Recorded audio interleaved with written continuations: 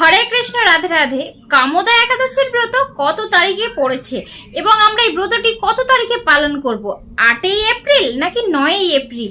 তো চলুন বৈষ্ণব পঞ্জিকা অনুযায়ী কত তারিখে আমাদের পালন করা উচিত আমরা জেনে নেই। তো বৈষ্ণব পঞ্জিকা অনুযায়ী আমাদেরকে বলা হয়েছে কামোদা একাদশী 9ই এপ্রিল পালন করার কথা উল্লেখ করা হয়েছে। এটি পক্ষবর্ধিনী মহাদ্বাদশী।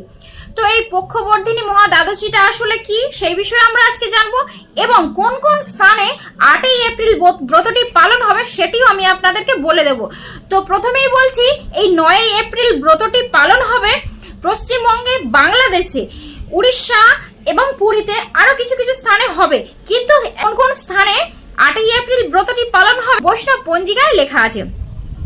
তো এখানে বলেছে দিল্লি, মুম্বাই, চেন্নাই, নাগপুর, হায়দ্রাবাদ, বৃন্দাবন, মেঘালয়, মুম্বাই এবং আহমেদাবাদ, এই সমস্ত স্থানে কিন্তু 8ই এপ্রিল মঙ্গলবার একাদশীর ব্রতটি পালন হবে।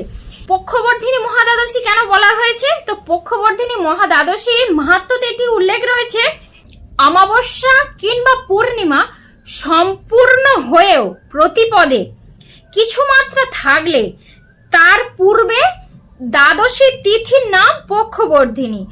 অর্থাৎ অমাবস্যা বা পূর্ণিমা দিবা এবং রাত্রি যদি সম্পূর্ণ হয়েও তার পরের দিন সূর্য পূর্বেও যদি অমাবস্যা বা পূর্ণিমা যুক্ত হয়ে থাকে, তো সেই তিথির আগের দ্বাদশী তিথিটিকে পক্ষবর্ধিনী দ্বাদশী বলা হয়েছে। এই অবস্থায় এই দিন উপবাস না করে দ্বাদশীতে উপবাস করতে হয়। অনন্ত কুলস বিনাশকারী এই দ্বাদশী পরিত্যাগকারীকে বহু নরকে বাস করতে হয়। তো এটি পক্ষবর্ধিনী মহাদ্বাদশীর মাহাত্ম্যতে এটি ব্যাখ্যা করা হয়েছে বা উল্লেখ রয়েছে।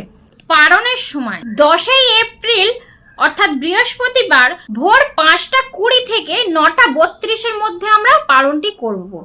তো আরো একবার সময়সূচিটা বলে দেই, ভোর 5:20 থেকে 9:32 মধ্যে আমরা পালনটি সম্পূর্ণ করব এবং কামোদা একাদশীর পূর্ণ ফল আমরা লাভ করব।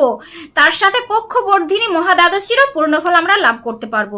তো এই দিন অধিক হরে কৃষ্ণ মহামন্ত্র নাম জপ করবেন। অতি অবশ্যই পক্ষবর্ধিনী মহাদ্বাদশীর মাহাত্ম্য কথা পাঠ বা শ্রবণ করবেন এবং কামোদা একাদশীর ব্রত কথা মাহাত্ম্য পাঠ বা শ্রবণ করবেন। হরে কৃষ্ণ, রাধে রাধে। সবাই ভালো থাকবেন।